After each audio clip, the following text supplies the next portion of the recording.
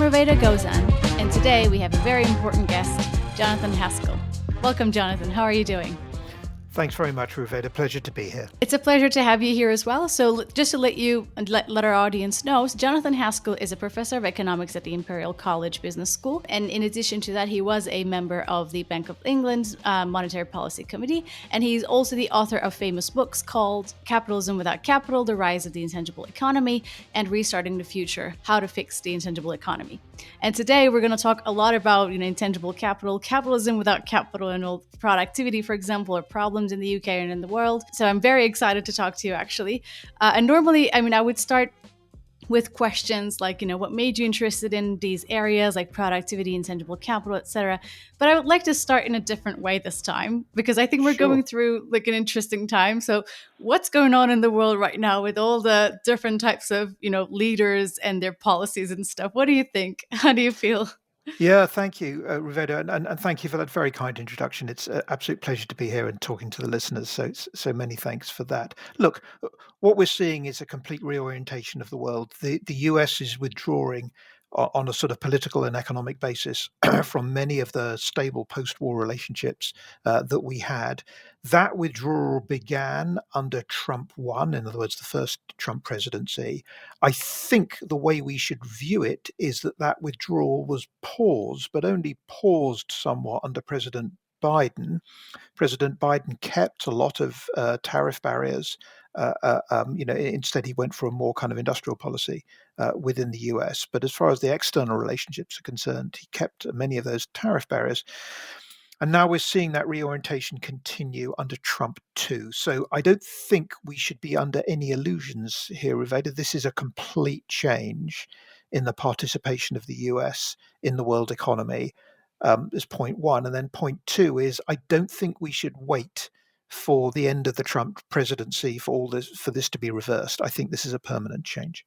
Oh, I see. Distinguishing between a temporary change and a permanent change, I think it's important.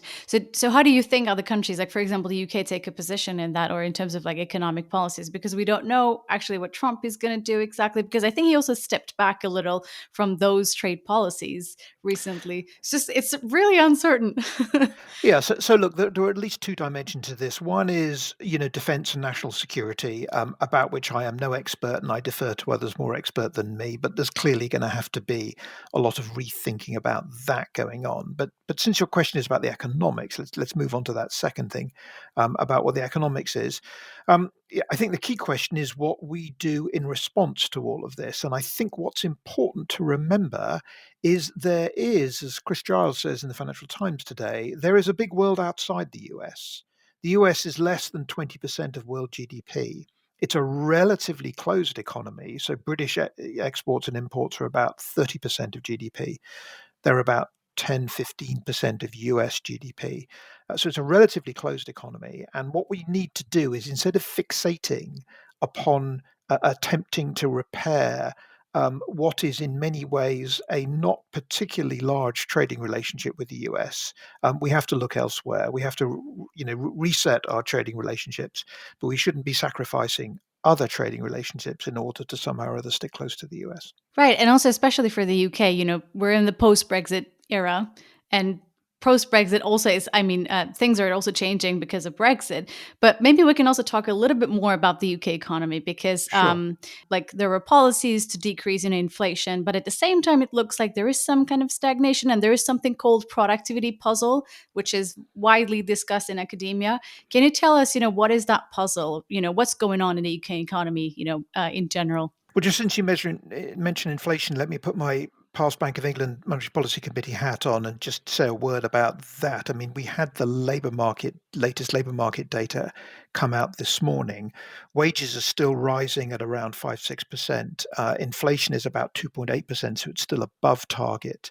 That increase in wages is well above target consistent levels as well. So I still think that from a inflation point of view, so just looking at the nominal side of the economy for the moment, The Bank of England has got a lot of challenges on its hands. Never a dull moment working in the Bank of England on British inflationary policy, I have to say. So I think there's a set of very difficult issues around there, which also speak essentially, Ruveyda, to the health of the British labour market after COVID and the extent to which we've seen what I think is a permanent change, an adverse change, I'm afraid, in the functioning of the British labour market. But let's all leave all that aside for a second and go to your productivity question.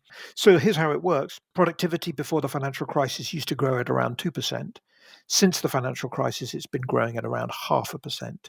Since the pandemic, it's hardly been growing at all. There's almost no productivity growth in the last 2 years. So this is really, really serious for the UK. And I think the way to think about a lot of our political difficulties at the moment is in a zero-sum economy. In other words, an economy which isn't growing, then every policy decision you make, which favors, person A, you have to take away from person B. If the pizza is fixed and you want a larger slice for yourself, then somebody else has got to take a smaller slice. And that, I think, means that unless we do something about an increase in productivity, we're going to be stuck in this sort of paralyzed situation for a lot longer. And when we talk about, productivity, do we talk about labor productivity, like output per labor? Like, what do we talk about in general? Is it TFP, like total factor productivity? Can we define that a bit more? Yeah, I think economists don't do themselves very many favors here, actually. So let me just define two different terms, which hopefully will resonate with the listeners. I think the most useful way to think about it is whether you are thinking about single factor productivity or multiple factor productivity. Single factor productivity is what you just said, Ruveyda, namely labor productivity. And again, that's been used to go up at about 2%. That's now been going up by about 0.5%.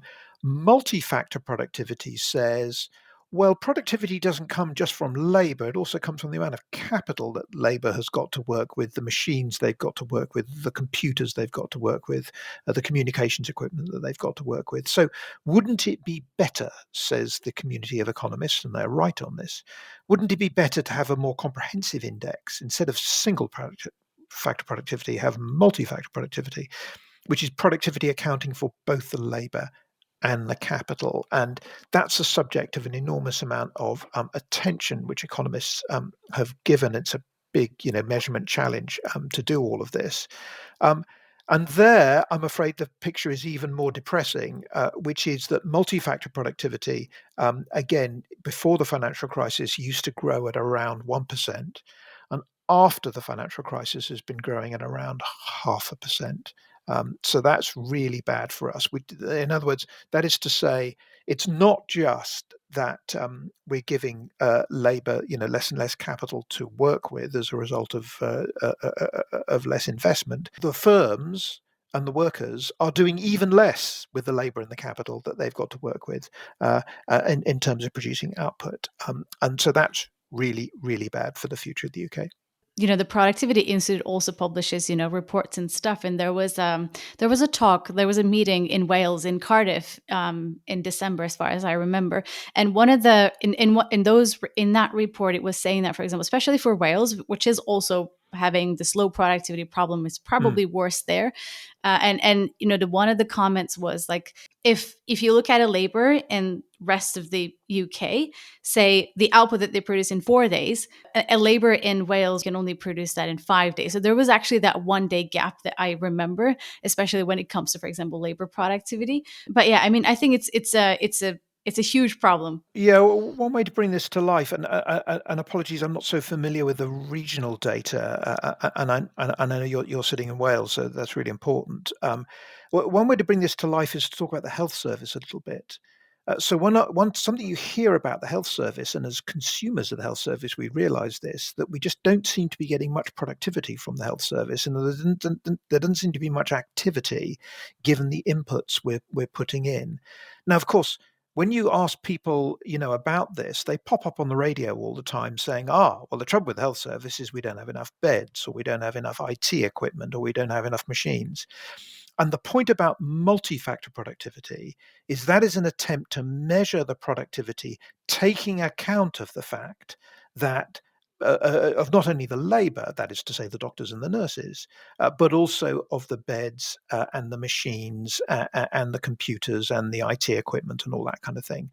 And here's a really important, huge, great stonking fact, which is that multi-factor productivity in the health service is also falling along with labor productivity.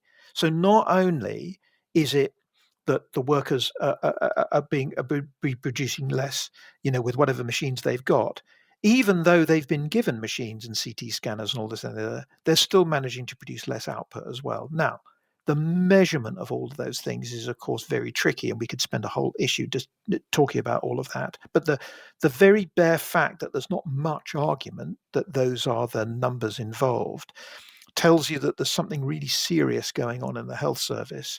As I say, because this measure of productivity accounting for both the people but also the machines and the capital equipment, that's falling as well. Yeah, I should definitely check that report, especially for the health sector, because I don't remember specifically, for Wales.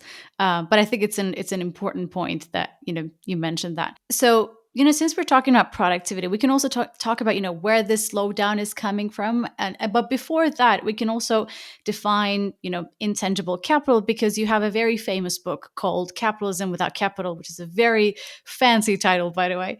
The Rise of the Intangible Economy. And then now recently you also published another one, Restarting the Future, How to Fix the Intangible Economy. But before we go into, discussing, where this productivity slowdown is coming from and, what those firms are, et cetera, but let's define, intangible capital, and then let's go into those issues a bit more. Yeah, thanks, and it's very kind of you to mention the book. It's a joint book, I should say, straight away, with my very good friend and colleague Stian Westlake, who's currently chief executive of the SRC, and so attempting to, superintend research money to investigate all these very important issues, Ruveyda, which you've touched on in the podcast so far. So, what is intangible capital?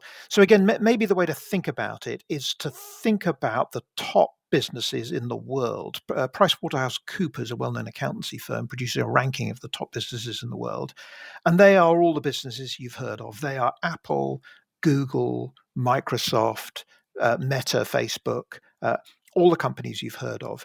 The one slight odd one out, actually, in all of this is Saudi Aramco.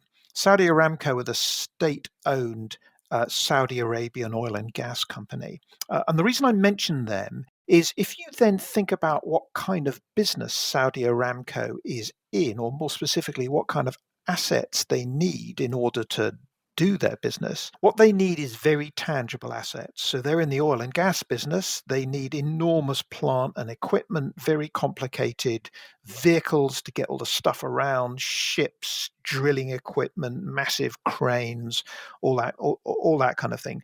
This is a very tangible, intensive business. But then if you think about a lot of the companies which, we interact with every day, as I say, the Googles, the Facebooks, the Apples of this world, they are in a completely different business. They don't have vast amounts of equipment and huge trucks and trailers and boats and things like that. What they have is they have a very different type of capital asset, and it's what Steen and I call an intangible capital asset. And their intangible asset, well, let's take the example of Google, is computer code or databases. Because that's what they've got, which does the wonderful search for us and finds all the information we need across their large databases.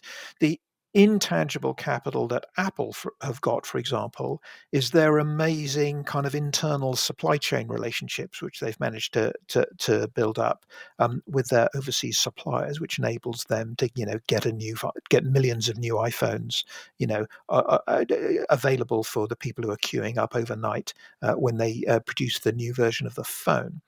So that intangible capital is just a different style of capital and has different economic attributes to the tangible type of capital.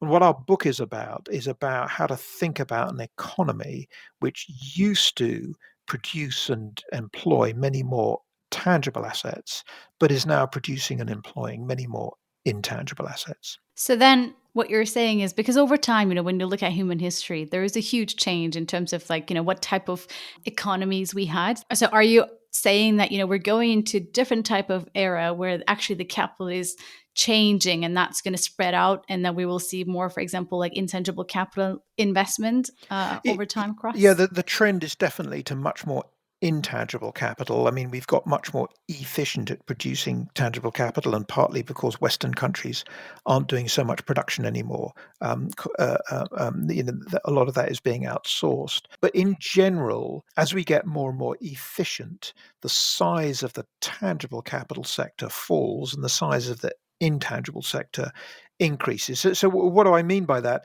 The intangible sector, well, let's take a few of the intangible assets to try to bring this to life. So software is an obvious one.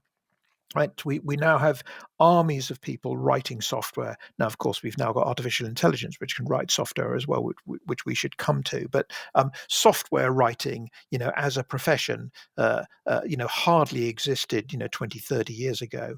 Search engine optimization, also as a profession, hardly existed 20, 30 years ago. So there's an example of some intangible categories which have risen enormously and changed the types of economy that we have. One more, if I may, lest people think that this is all about tech. Of course, a very important part of the intangible economy is around artistic originals, books, movies, films, music. The people in the what are often called the creative sectors, but let's call them the artistic creative sectors just for the sake of the discussion, they are producing intangible capital as well. So when somebody writes a new movie script, for example, or a new Harry Potter book or something like that, that's not a tangible. Well, I mean, the book is the tangible thing, but it's the idea which is the key source of the returns. The idea of a wizard and the story and all of that. That's the key bit of intangible capital. And increasingly, economies then are moving away from people involved in the production of those tangible goods, and they're moving much more to people involved in the production of the intangible goods. Thanks for the examples. So thinking about all those, examples that you gave is so then when you think about measurement, it feels like it's a really hard thing to measure, right? I mean, because we talked about first, for example, the software side, and then we have this artistic production or films and music. Right. So how did you come up with a measurement, for intangible capital? Because in the 1940s, for example, Simon Kuznets, when he came up with he didn't probably came up with the whole GDP calculation itself, because I think there were some attempts before Simon Kuznets, and then people were trying to come up with how the economy is changing, etc. And at the time, intangible capital, as you said, it was maybe not a thing to include, but now it is important, and we have to include it. So what has changed in our measurement, and how do you measure it? I mean, it's a bit of a technical question, but No, if that's all you right. can tell us, the intuition, or how you tackled with this problem, because it is a new thing. It's a tricky issue. I'm always struck when I go to America and people talk about the history of GDP and national income accounting and counting all these things. They always talk about Simon Kuznets having invented all these things, whereas as a Brit, as you can hear from my accent, I was taught that it was all invented by Keynes and James Mead at the Treasury in the 1940s. Oh. So it's all and Colin Clark, who was Australian as well. So anyway, whoever should get the credit. So look, that is exactly the right way, Ruveyda, to think about it. When Keynes, Mead, Clark, Kuznets, and everybody were thinking about how to measure all this stuff, the way they thought about investment was that you should go out and just ask firms what they're spending on new capital goods. And in a wartime economy, which is when a lot of this was developed, that made a lot of sense, because in a wartime economy, you could ask firms what they're spending on new machines, what they're spending on vehicles, and what they're spending on buildings. So those categories of investment goods were fairly easy to count.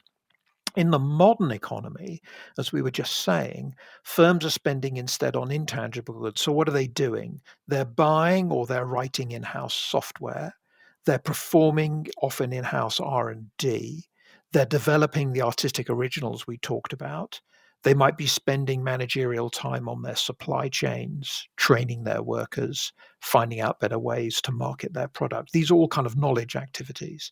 And so you've got to find a way then of asking firms what they're spending on those activities. So it's the same kind of notion, but it's much harder to do. Of course, if they're buying in some of those activities, just as firms in the old days would buy in machines, then you can do it. So, for example, lots of firms buy in management consulting in order to improve their business processes. And so you can develop questionnaires to try to ask about that. On the other hand, if they're doing a lot of this stuff in house, which they're going to do because this is a potential big competitive source of competitive advantage for firms, then you've just got to get a bit cleverer. And the way statistical offices have started to do it, of course, is to ask firms the extent to which, for example, their employment of in-house software writers or their employment more recently of in-house artificial intelligence workers who are, developing new software and all that kind of thing. It's all very painstaking stuff, and it's hard for statistical agencies to do. But I think by using the kinds of methods that were originally developed in the 40s and following them through, then we can get some handle upon some of these numbers.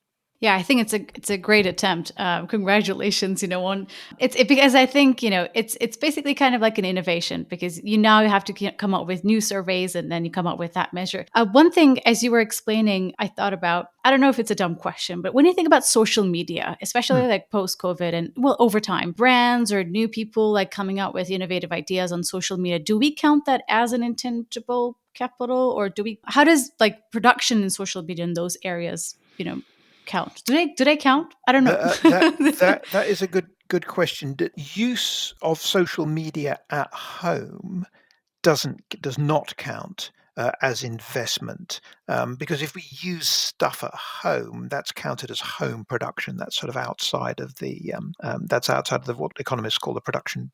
National income statisticians call the production boundary. On the other hand, there's loads of advertising that goes on in social media. If anything, this has become a key area of branding where firms want to build their reputations and want to find out more about the possible market for their products. Those are intangible investments as well. So think of the reputation of Nespresso. Think of the reputation of Coca-Cola. Think of the reputation of I don't know, lots of computer games, for example. Investing in those is a very important part of companies' intangible investment. So we do try to count social media spending on advertising as a way of firms building up their intangible capital. And that's actually one of the reasons why spending on intangible capital has got very high, because it is now incredibly cheap to spend on advertising relative to putting up big billboards, by the motorway. It's much more targeted, it's much more focused. And so, measuring that right actually has turned out to be rather important. Yeah, that's interesting. And also I was thinking about, these firms, especially investing in, this type of capital. In the data, do we mostly see that like is it multinational, like big companies, like which have a higher, greater investment in intangible capital? Because it looks like, as you mentioned, those software engineers and those people, it looks like there is a huge complementarity between high skilled labor or education and then the production of these this capital. So what type of firms invest in this type of capital? Do we see that the startup investing a lot in intangible capital, or is that something risky? Because then we also maybe need to talk about the financing. Well, the most visible firms who are investing in this goes back to the top companies we were talking about earlier on in the PwC league. So that would be the Googles and and the Metas and the Apples and so forth. So they are unquestionably doing enormous amounts of investment in all of this, and they're at the forefront of AI, of course, as well, which is going to be the next new wave of a mix of tangible and intangible investment, again for reasons that we should talk about. But actually, you see intangible investment pretty much everywhere, actually. So even in, I don't know, agriculture, farmers are increasingly investing in, new machines which can guide their tractors more accurately or improve yields, and use the fruits of R&D. You see it a lot in the service sector as well, as companies attempt to improve their supply chains and all of that. And the other way to think about working from home, is that is associated with a big burst of intangible investment as well. We've all had to buy software. We've all had to buy, firms have got, we've all had to buy some hardware as well. Okay, better cameras and the microphones that we literally we're speaking into now. We've had to buy those, and those are tangible investments. But the software that's an improvement is an intangible investment. And of course, the other part of it is companies have started to change the way they manage their employees and run their business processes to cope with, at least for the firms who can do it, to cope with an increasing share of their employees working from home. So all of these are intangible investments which we need to track. And do we also see, I mean, it looks like, there is that trend, but do we see positive gains in terms of productivity? Or maybe we were seeing more productivity gains with investment in intangible capital like for a while, but then maybe it stopped. I don't know. But do we see positive gains from investment in intangible capital? And did that change over time? Well, this is the great puzzle. So let's scroll back for a bit. With the internet age, especially in the 90s and the 2000s, we saw very big increases in intangible capital over that period and strong productivity that we've talked about.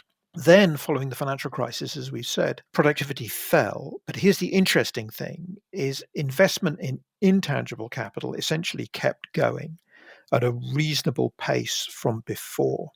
Then again, let's now do the third phase, which is since the pandemic. There we've had just a big opening up of a transatlantic gap. Massive investment in intangible capital in the US, slowing investment in Europe, big productivity gains in the US, lower productivity gains in Europe. So broadly speaking, there were sort of two puzzles here. One is US exceptionalism. Why is the US has somehow or other managed to keep, this intangible, managed to boost its intangible investment, especially since the pandemic? And the second thing is, how was it that we actually had quite a lot of intangible investment post-financial crisis, but not much productivity?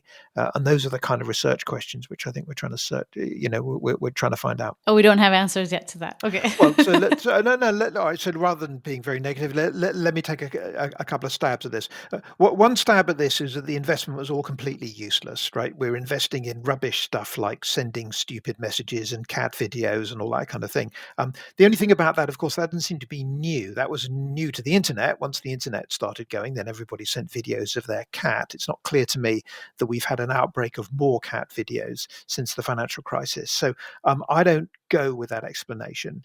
Three explanations. The second explanation is we're investing in all this intangible capital, but it's just going to take time for it to show up in terms of productivity. This is a sort of a J curve idea. So if you think about the letter J, think about a drop letter J.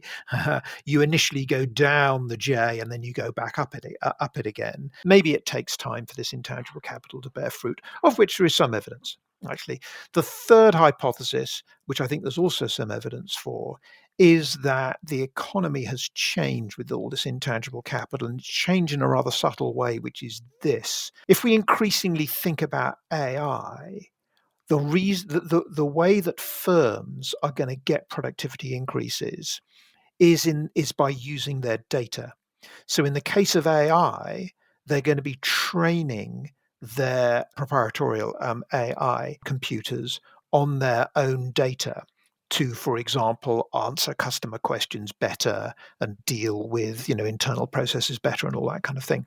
Now, if firms are going to get productivity increases from their own data, then the firms who've got the data are going to get those productivity increases and keep them. And that is a different productivity process to before, where a firm would have an idea and that would just diffuse to other firms as other firms adopted that same idea. Right, so speedy boarding onto a Ryanair jet was an easy thing to copy for lots of other firms because they could just copy the way that Ryanair did it. Whereas some database change in Ryanair's processes uses proprietorial data from Ryanair.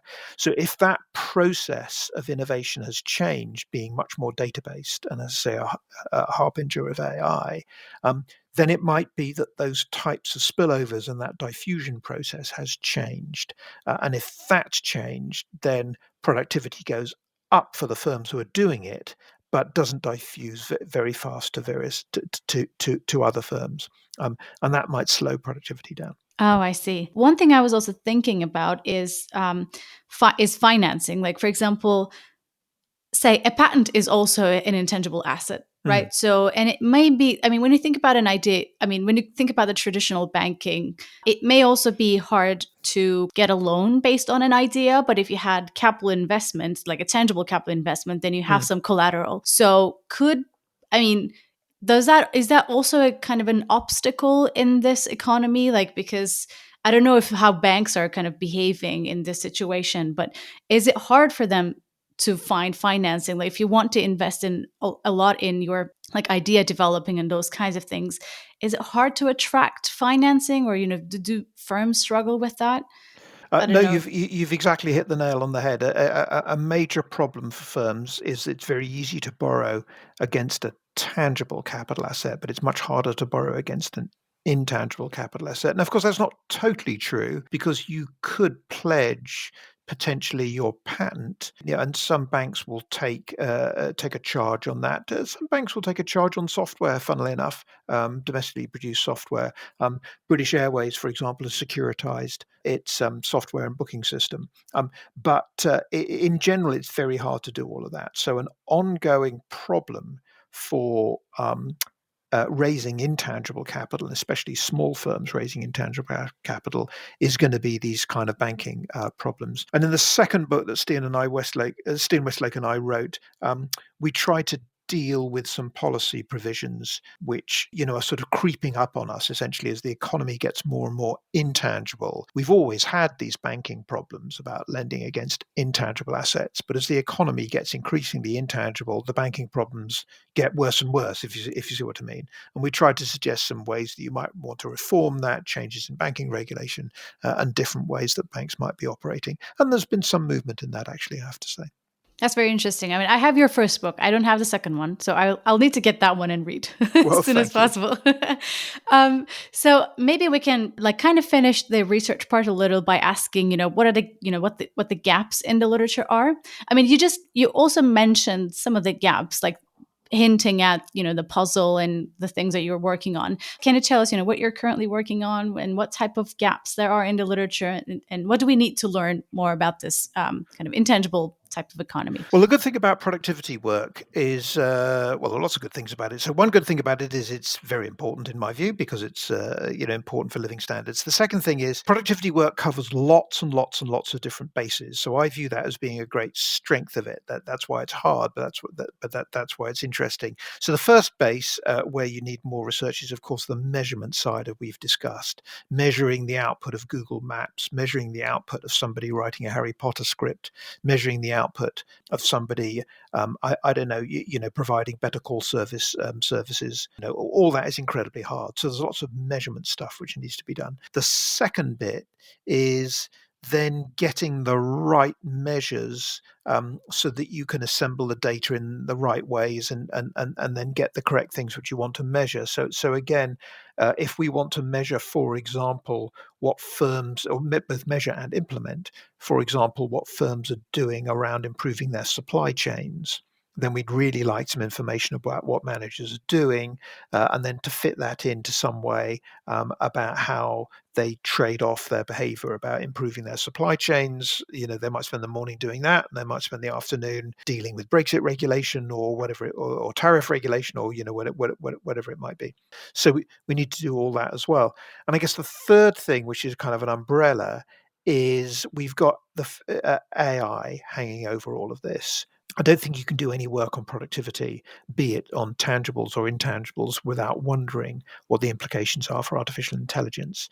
And there, I think the interesting point that I'm working with is that one of the features of AI is that it's not only going to be productive in the production of everyday activities that we benefit from, like I say, getting answers from chatbots, or getting using it to write better emails or write our essays and all that kind of thing.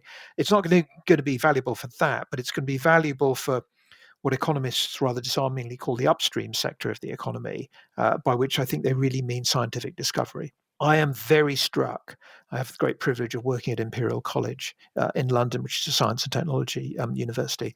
I'm very, very struck when you go and talk to pretty much every scientist and every technologist there about how positive they are about the possibility of AI helping them to discover stuff better. You talk to the biologists, they can discover better stuff, for example, around viruses, COVID and, all that kind of thing. You talk to the people doing nuclear fusion, they feel the engineering challenges, which are enormous around all of that, are going to be massively helped by AI.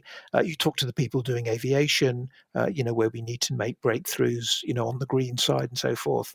They also feel that all those various engineering challenges, AI is going to really help all of that. So getting a handle on all of that, I think, is going to help us understand whether the extent to which AI is going to improve our future productivity. I think when it comes to those areas with all those calculations and combinations and stuff, I'm sure like AI would be really helpful. And let's see, how it will change the trend in science. Absolutely, yeah, it's really Yeah. important. Yeah. So, okay. So now let's switch to some personal questions because in general, in this podcast, we ask people, why they chose to be in academia, what made them interested in these areas and stuff, which I normally ask those in the beginning. But this time, we just started with some kind of news and, we just wanted to talk about the UK. But let's talk about yourself, Jonathan. So what made you interested in these areas? Was there a research paper or someone, a role model, that made you follow this path to be in academia and be in the like policy making side of it as well? Yeah. So let's start with that. Oh, it's kind of you. I had a lot of brilliant lecturers when I was an undergraduate. I was lucky to be taught by, forgive me to non-economists, these names won't mean anything. Professor Willem Bouter, who's a very famous macroeconomist, Professor Angus Deaton, who won a Nobel Prize recently from Princeton. They were brilliant teachers, and lots of other people were incredibly kind to me when I was an undergraduate. I was at Bristol University in the west of England. Professor Alan Armstrong and Professor John Beath in particular, Professor Malcolm Clark.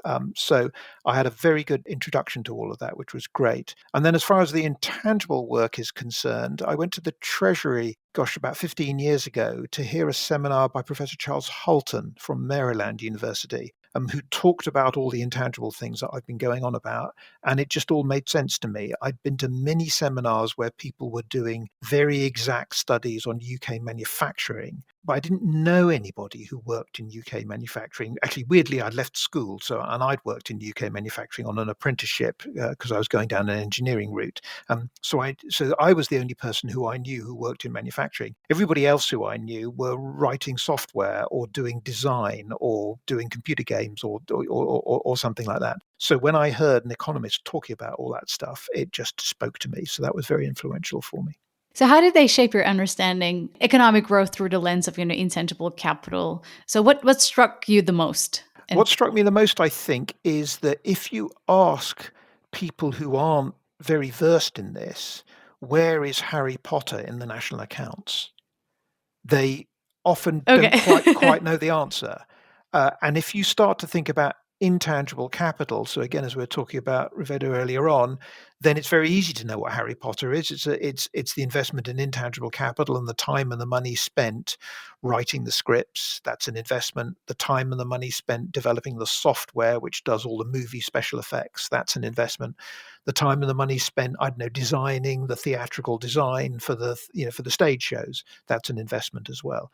So once you start thinking about intangibles, I think it's much easier to think through some of these more everyday questions. I see. Yeah. So there was another question that I want to ask, but let's see what your answer is to that one. So if you Go on. couldn't be if you couldn't be an economist, what would you be in a parallel universe? Oh, I have a very boring answer. I think I'd be a statistician. Oh, okay, something very close then. Well, these statisticians, they can just look at a sweep of data and tell you, they can look at 10 data points and then tell you what the entire population of 10 million people are doing from 10 data points. That's all unbelievably miraculous, and I wish I understood all that better. Yeah, I think that sounds fascinating. So it's kind of math and statistics. I think, that sounds like a great combination, which you also use a lot. I mean, you use econometrics a lot, and well, we're not statisticians, but Well, very low grade statistics, but it's kind of you to say. Okay, so I mean, you have a lot of you published so many papers and you have books published. So what would you recommend to an early academic or someone who is in their early years of academia, especially when it comes to choosing their co-authors? Like, what is a good relationship in when it comes to co-authoring? Like, how do you form these networks, and how did you choose your co-authors? What happened? Like, can you tell us a bit about how you came up with these ideas and wrote those papers and books? Oh gosh, that's a really good question. I'm not sure I can give you a very good account of it, other than to say I find economics really hard. All of it's hard. No matter what you're working on, it's all hard. So I think working on the big topics which you're interested in, you may as well give it a go, because there's nothing easy about it, if you sort of see what I mean. So I guess that would be one recommendation. As far as co-authors are concerned, I think one often just falls into these things. Part of it is gains from trade, so that you're interested in topic X, but you don't have any data, and the person who you meet does have some data. So there's a sort of a real economics kind of gain from trade there. But the other part of it is, you just find it like-minded people who are also interested in what you're interested in, and one can be lucky enough in that case to team up with them. I guess the thing not to forget is that I know there's lots to complain about in academia, but really it's an incredibly privileged job. It's an unbelievably privileged job. So I think the thing to do is to remember how privileged and lucky we are as academics to be able to do what we want, and co-authorship and all of that is part of that general privilege. You're right. And also, is there kind of a failure in your life that you'd say that, you learned a lot from? Like, either this could be about like personal growth, or it could be academic as well. Is there anything that you would like to share like that? Oh, goodness me. I'm sure there I'm sure there are lots of failures. As I mentioned earlier on, Ruveyda, I started off as an engineer, and I couldn't hack it. I didn't like it very much. I spent a year working in a factory on an apprenticeship, which is the way that you did engineering back then before going to university, and I just didn't like it. And I feel that was all a bit of a failure. Whether that was on me because I should have stuck with it, I'm not quite sure, but I definitely failed at my attempt to become an engineer. Well, let's say you re-optimized instead of Oh, saying. that's very kind. Yeah. You're very kind. Thank you. So one last question, and Yeah, that's about that's an additional game. It's called This or That. So mm, you're going to a party, and right, but you need to choose the guest, and the guest that you're going to go to that party with is just the one that you choose at the end, so the one you're left with at the end. right. So would you go to that party? I don't know. You choose the theme of the party. I don't know. Would it be Adam Smith or John Maynard Keynes? Oh, uh, Adam Smith or Let's say Keynes? academic theme party. I don't know. It's an academic theme party. I wasn't thinking of either of them actually, but I guess Smith. I suspect we probably know less about Smith than we do about Keynes. So therefore, we'd probably discover more to be able to talk to Smith now than to Keynes. I guess that's one thing. Let me try another thing, Rivedi, which is, of course, when Smith was writing, it was just at the beginning of the Industrial Revolution, but really just at the beginning, and he could not have imagined what an astounding,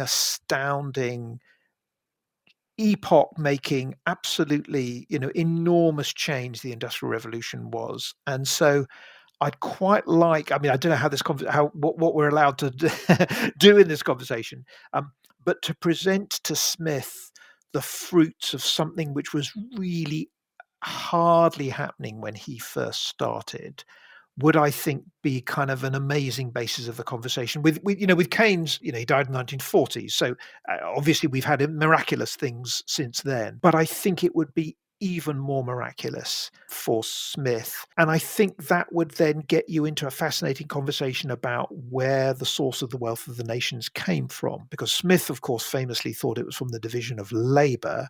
He observed, well, he didn't observe, he read about pin factories. Of course, he never went to a pin factory, but he read about them. He could not have known about what a modern day pin factory would look like with machines, artificial intelligence, and all the amazing things. So I think talking to him about where the wealth of nations actually ended up coming from, he was on the right track, but he would be genuinely astonished by all of that. So that would be fun to talk to him. Yeah, no, that's a great answer. You're the Adam Smith now, and then 100 years later, I don't know how many years later, like things are going to change so much, and we can't imagine it right now. Well, So it just you're right, but I mean, just thinking proportionately. I mean, Keynes, for example, we're talking on a microphone now. Now, Keynes would have been amazed by, we can see each other. We're talking on a Zoom call. We can see each other. Keynes would have been amazed that we could see each other. But of course, they had telephones and things like that then. So Keynes would have spoken on the telephone. Keynes would have, flown on an aeroplane. He would have taken a railway trip. He would have observed, central heating and air conditioning, things like that.